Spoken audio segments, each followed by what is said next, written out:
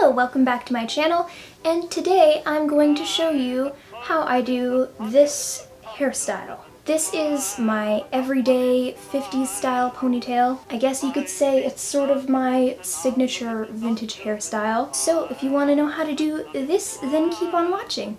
So of course, the first thing you want to do is brush your hair out and make sure there's no knots in it, and then I sort of just fixed my part up a little. One of the reasons I really like this hairstyle is because it's one of the few vintage looks that doesn't require curled hair, and my hair does not like to hold curl.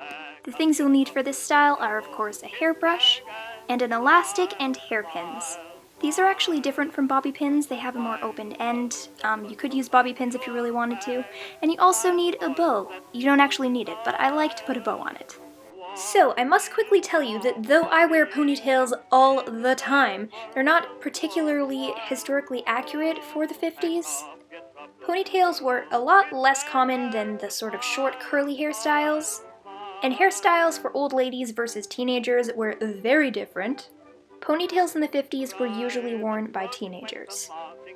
But they started gaining popularity for all ages in the 60s when Audrey Hepburn started wearing her signature ponytail. So because I am actually a teenager, it's appropriate for me to wear a ponytail to represent the 50s. You can totally wear a ponytail to represent the 50s if you want to, but if you're older, just know it's not necessarily the most accurate 50s hairstyle, but wear whatever you want.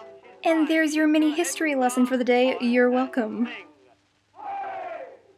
To start this 50s hairstyle, you're going to want to separate a section of hair from the front of your head around 2 or 3 inches wide. Make sure it's a nice and clean section, and then of course I put it in my mouth to brush back the rest. Don't pretend that you haven't put your hair in your mouth before, we've all done it.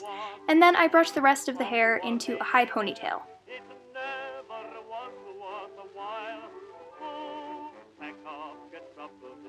This next bit is the most artistic part. You basically want to grab that section and swoop it back to sort of the crown of your head, but still sort of on the side, if that makes sense. You can probably just see what I'm doing. And then I pin it into place. You could use bobby pins, as I said before, but I find that these are a lot easier to hide.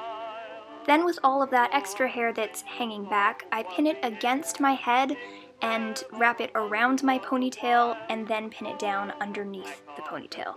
I don't know if that makes any sense. Hopefully you can sort of see what I'm doing. If your hair is a little bit shorter, you can just pin it straight underneath the ponytail without wrapping it around first. I once had a doll, it was almost new.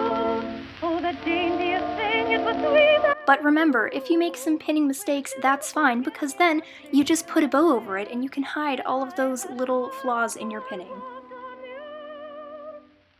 Then I just kind of play around with the swoop, kind of pull at it to make it look a little bit nicer. Then I just put my glasses on, add a little red lipstick, and boom, you got a beautiful 50s look and a lovely 50s ponytail. In my sweet little Alice gown, when I first wandered down into town. So that was a relatively quick video, but I hope you enjoyed it. Please comment, rate, subscribe, and all that jazz, and I'll see you in the next video. Bye! Ugh. Lipstick on my tongue.